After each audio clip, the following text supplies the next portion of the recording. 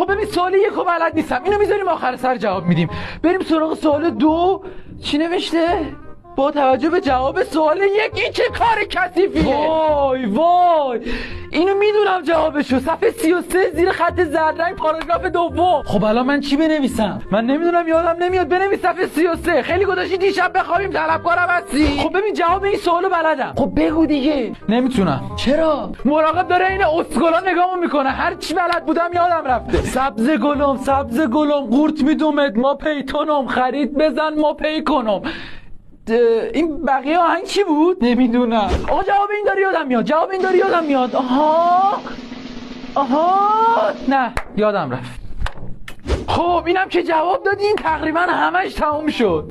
اوه مراقب داره به برگمون نگاه میکنه. بچه‌های عزیز لطفاً به سوال 12 بیشتر دقت کنید. ای من خارج. تو میای تموم میشه هر چی غمه